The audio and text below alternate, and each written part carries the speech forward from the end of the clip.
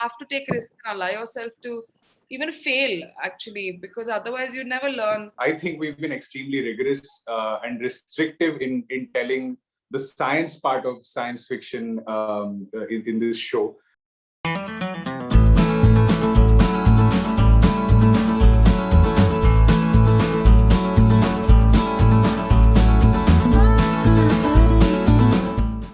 Hello everyone, welcome to peepingmoon.com. I'm Rashida Sahani, and today I'm extremely pleased and excited to be chatting with Radhika Apte, Pooja Shetty, Anand Gandhi, and Neil Pagudar. Hi everyone, how have you guys been?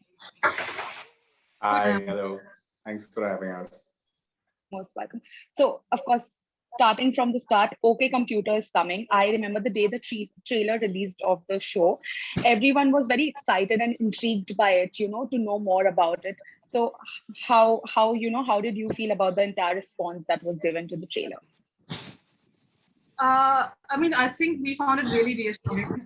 We've been living with this project for a very long time, for more than 5 years now. So to finally see it out there and to finally see the response it's getting has been very, very reassuring and very, exhilarating. At the same time, it's very nerve-wracking. So we don't really think about it that much also. But yeah, it's been it's been great, I think, so far. Okay, that's great. Neil, how has it been for you? Yeah, it's been bizarre. It's been unreal. Just to read comments and let people take ownership of it now. That's been a lot of fun. We've, like Pooja said, we've lived with it for so long. It's now someone else's problem. It's the audience's problem now. Okay, Radhika. It's very exciting because it's a very the whole idea is very original. I feel very, very different and new and very refreshing. And so we were very curious, I think, of how people will react anyway. And so to get this kind of a response was great. But I think it deserves it also. The trailer is kick-ass. I think it's a great trailer. So Definitely. I'm not shocked that the response is like that. Okay, I'm sure. What about you, Anand? Pooja and Neil haven't stopped surprising me ever since they started writing this madcap, zany, wild dream. So really glad to see that that's come to life, that's manifested now, and what a joyride it's been. It's been a complete roller coaster to see it come to life, and such a privilege to be a part of it. Definitely, I'm sure. And talking about the characters in it, Radhika, I was talking to Vijay last week, and he said that, of course, the relatability factor was missing because it takes you to the future and it's something new for an actor to try. How was it for you? How was your approach like?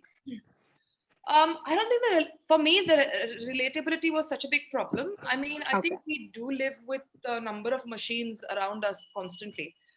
It's just that they don't have a face, and these had faces, and they interacted with you in a language that you speak. But other than that, we do have a lot of machines that we live with, and I think it doesn't feel like it's too far away in the future either. It feels like it could be today, in a way. Yeah. So I don't think that's what I struggle with. Of course, having said that, to have those robots around and sort of having certain scenes only with them was quite an experience. But I think it's not too distant. Okay. And Neil, Pooja, and Anand, this one's for you. That the trailer reads India's first comic sci-fi. So having it, getting termed like that, is there a certain pressure on your shoulders that now that it's India's first comedy sci-fi, it has to do a certain amount of viewership or gets a certain amount of response?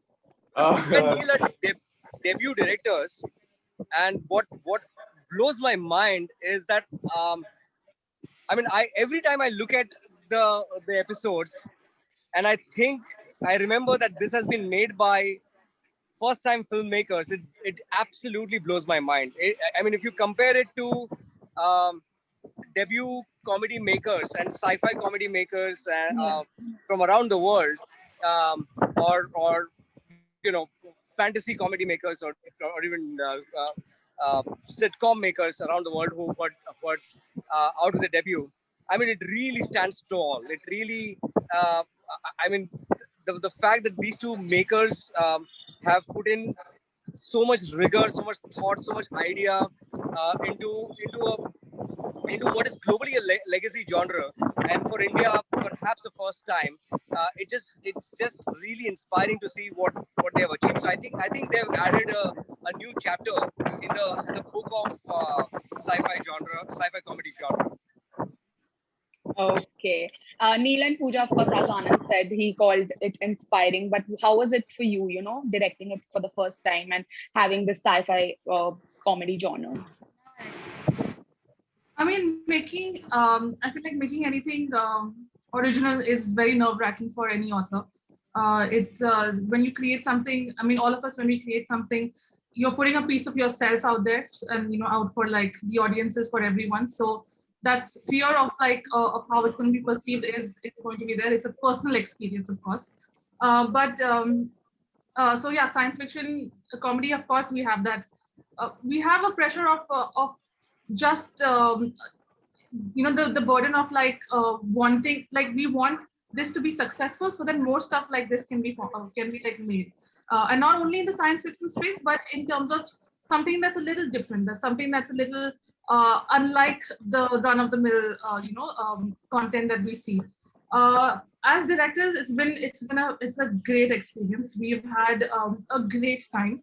We've had like amazing collaborators, from producers to just Radhika and Vijay and Kani, Ullas. All of these guys have put in so much of their love and so much of their, they came with it with a passion, which I don't know if it is a common thing, but it felt like a privilege. They came with honesty, and they came with sincerity. I remember with Radhika, he would improvise so much, and we would give her jargon lines because she's an AI scientist, right? So we would make up these lines in the middle of the shoot, and she would say it like she's been singing for 20 years. So we had a lot of fun, and I think that made the process of directing less daunting. We had our a cinematographer, Diego, our production designers, our costume, everyone really put in their hearts to it. So as filmmakers, when you have great artists collaborating with you, it takes half your load away, and it becomes this amazingly satisfying and fulfilling process. That's fantastic. Great. Neil, how about you? Been a very enriching, rewarding process. We had so many people to lean on. Anand has enabled has enabled the show every step of the way, enriched it, added his vision to it, and only helped it grow in ambition and aspiration.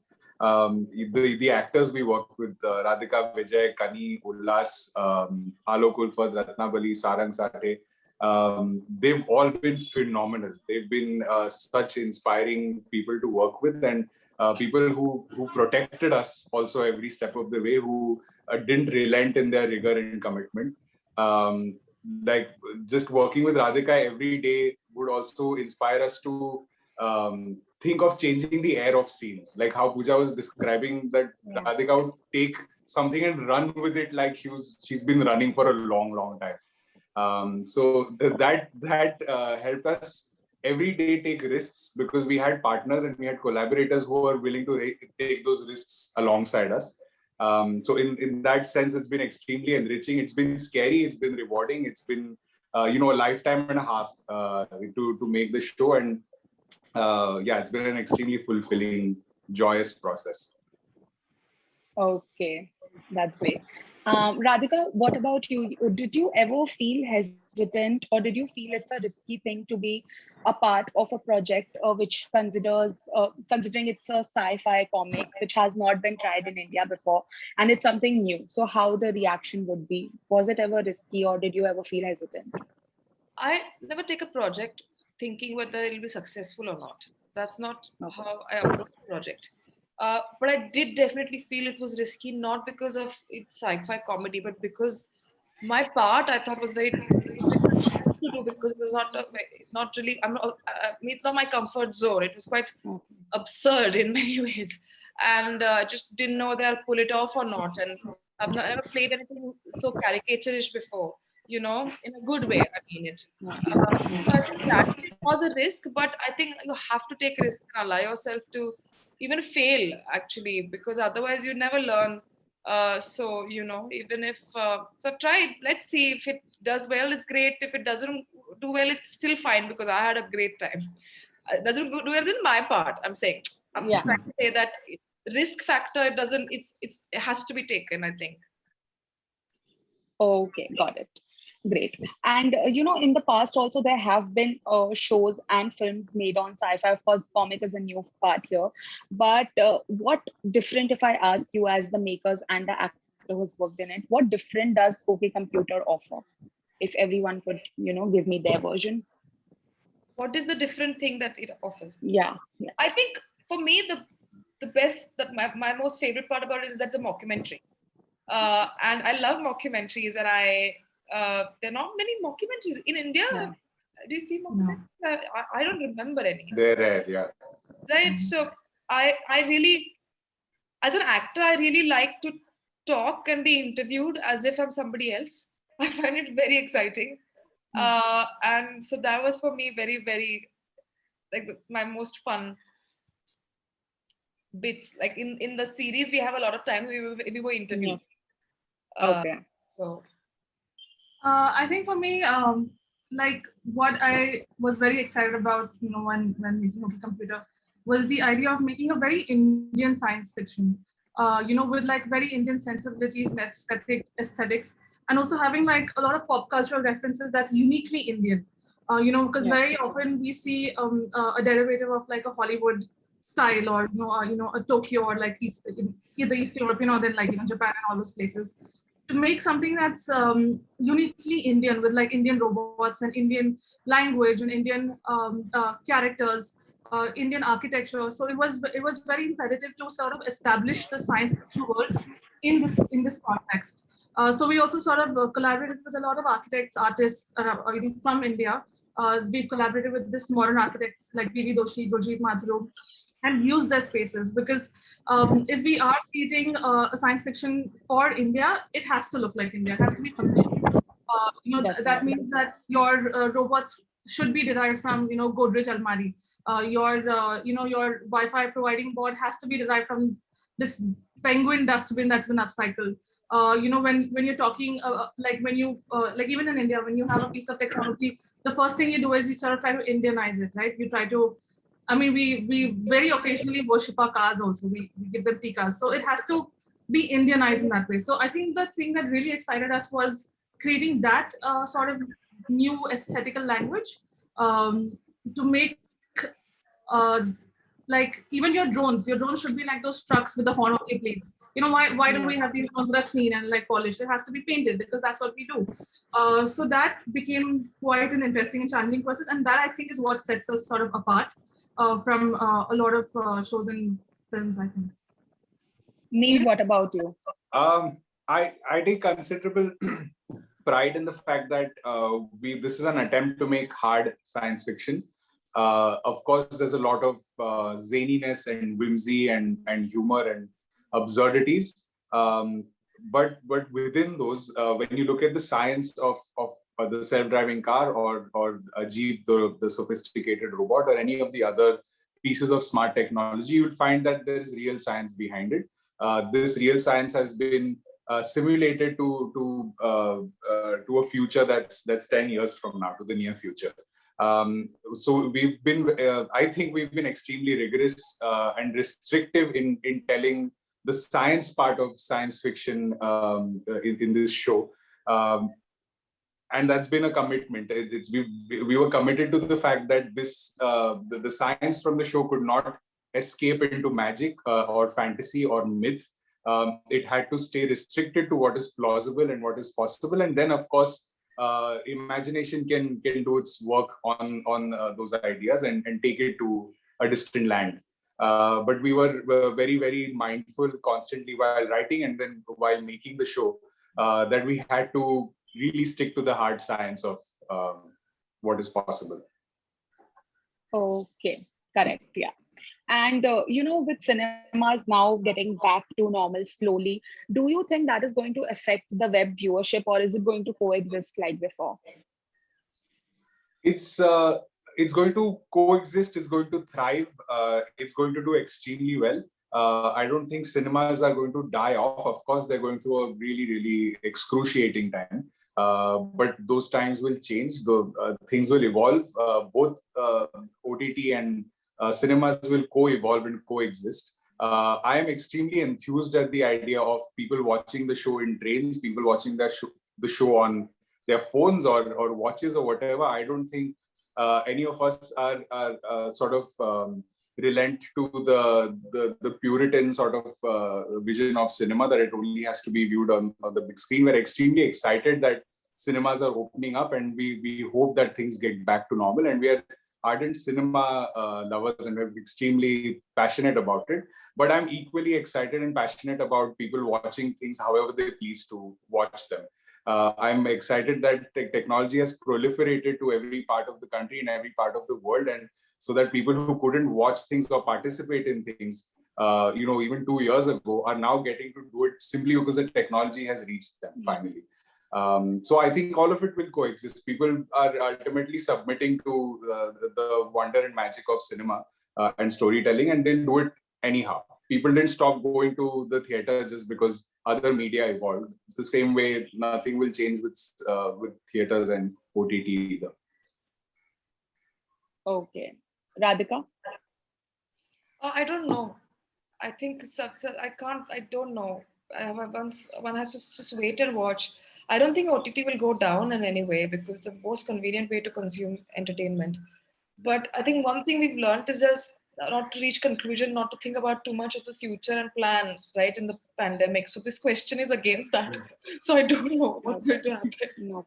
Because if there's another Okay. pandemic, if it sustains, I don't know. Then OTT will. I don't know. Really don't know. Okay. Pooja? I mean, I think that as an audience of cinema and OTT, I've never both have existed. Both have their value. Series offers this long form immersive experience, like how books offer that sort of imaginative experience. So all these these tools, these mediums can coexist, and having one doesn't mean it's eating the resources of the other. As audiences, I don't think we say that, okay, I don't want this much content, give me lesser. People want different things. People want to have that choice. People want to see more and more, have more and more options and see more and more stories. So I don't think that there is a logistical problem there or a resource problem there. Everything will coexist. Having one doesn't mean having less of the other. Yeah. Having more cinema doesn't mean that less OTT exists. We all watch films. We all binge watching things. We all go to movies. So once I think the pandemic is over and sort of theaters sort of bounce back, all of us will go there, and we'll still come back home and watch our Hotstars and Amazons and Netflixes. I'm sure, definitely. Okay, thank you so much, guys, for talking to me. It was great chatting with you all. All the very best for Thank you. Later. Thanks so much. Thank you.